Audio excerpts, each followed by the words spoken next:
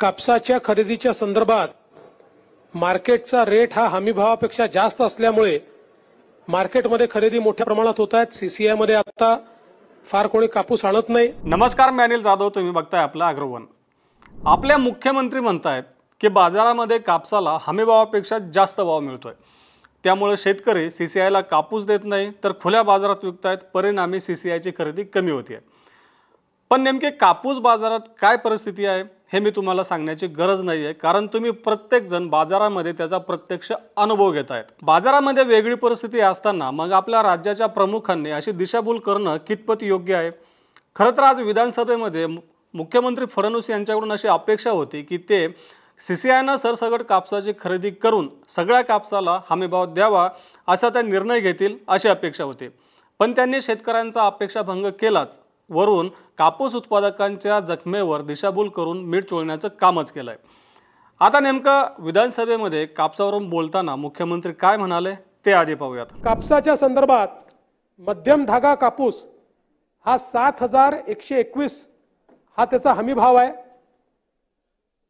हा हमीभाव मागील वर्षापेक्षा 501 रुपयांनी वाढवलेला आहे आणि जवळपास 24-25 मध्ये 40 लाख हेक्टर एवढी कापसाची लागवड आहे। 427 लाख क्विंटल एवढं कापसाचं उत्पादन होईल असं अपेक्षित आहे।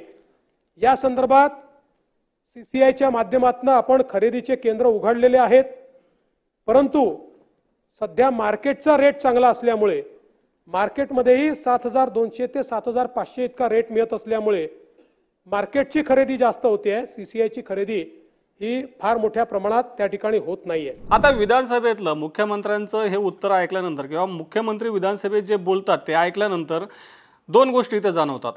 म्हणजेच मुख्यमंत्र्यांनी दोन प्रकारची माहिती अपूर्ण दिली किंवा खोटी दिली असं आपल्याला म्हणता येईल। त्यापैकी एक आहे ते म्हणजे हमीभावाविषयी आणि दुसरी म्हणजे प्रत्यक्ष बाजारभावाविषयी। आता आपण सुरुवातीला चर्चा करूयात हमीभावाची।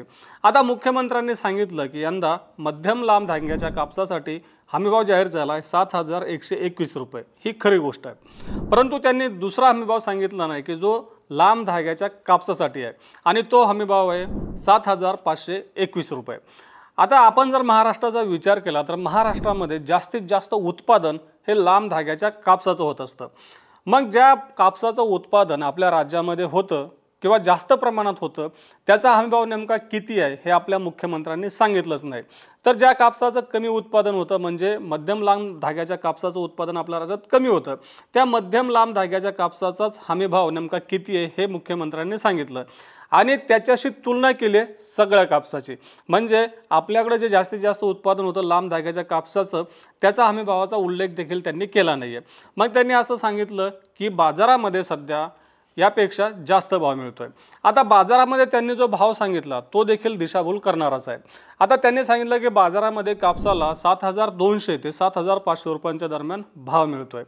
आज जर तुम्ही सरकारचं जे काही एक पणन विभागाची एक वेबसाईट आहे MSAMB नावाची, त्याच्यावर जर तुम्ही गेलात आणि राज्यातल्या बाजार समित्यांमध्ये किती भाव मिळाला तर एकाही बाजार समितीमध्ये आपल्याला आज 7500 किंवा त्यापेक्षा जास्त भाव दिसून येत नाही। आणि मुख्यमंत्री दावा करतायत सरासरी भावाचा, म्हणजेच ज्या भावामध्ये जास्तीत जास्त कापूस विकला गेला तो भाव मुख्यमंत्री सांगतायत। म्हणजे जर समजा 7500 हा जर सरासरी भाव एखाद्या बाजार समितीत असेल तर जास्तीत जास्त भाव हा त्यापेक्षा जास्त असायला पाहिजे। म्हणजेच काय तर प्रत्यक्ष बाजारामध्ये आपल्याला हा भाव दिसून येत नाही। बरं, मी ही जी काय आकडेवारी सांगतोय ती कुठल्या खाजगी बाजारातली किंवा कुठल्या व्यापाऱ्याकडून घेतलेली नाही आहे, तर गव्हर्नमेंटचीच म्हणजे आपल्या राज्य सरकारचीच पणन विभागाची जी वेबसाईट आहे, जे संकेतस्थळ आहे त्याच्यावरची ही माहिती आहे।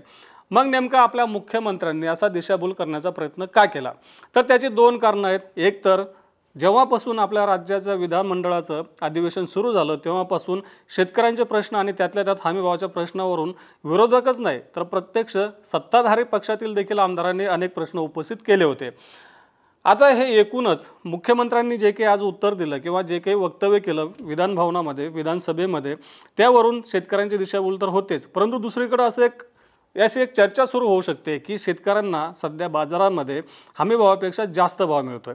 परंतु इथं मुख्यमंत्र्यांनी एक चलाखी केली की जो लांब धाग्याच्या कापसाचा हमीभाव 7521 रुपये त्याची माहितीच दिली नाही किंवा त्याचा उल्लेख दिला नाही। त्यांनी तुलना केली आहे मध्यम लांब धाग्याच्या कापसाच्या हमीभावाशी। तो हमीभाव आहे 7,121 रुपये।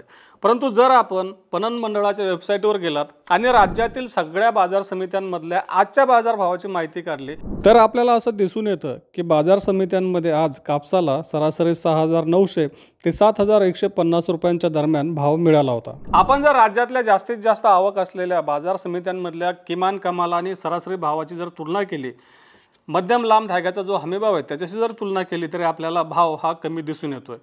आता हिंगणघाट बाजारामध्ये आज 6,500 क्विंटलची आवक झाली होती। तिथं किमान म्हणजे कमीत कमी भाव होता 6,900 रुपये आणि कमाल भाव होता 7,210 रुपये आणि सरासरी भाव होता 7,050 रुपये।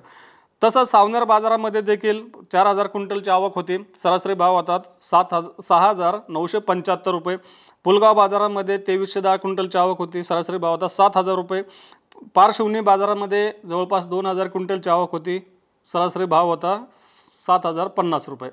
म्हणजेच जो सरासरी भावाचा उल्लेख आपल्या मुख्यमंत्र्यांनी केला त्या दरम्यान सरासरी भाव आज कुठल्याही बाजार समितीमध्ये मिळाला नाही। थोडक्यात जो काही हमीभाव मध्यम लांब धाग्याच्या कापसाचा मुख्यमंत्र्यांनी सांगितला 7,121 रुपये, त्या दरम्यान देखील आज आपल्याला सरासरी भाव दिसून आला नाही। मग मुख्यमंत्र्यांनी हा आकडा नेमका आणला कुठून, मुख्यमंत्र्यांपर्यंत ही माहिती पोहोचवली कुणी, हा एक प्रश्न इथं उपस्थित होतोय।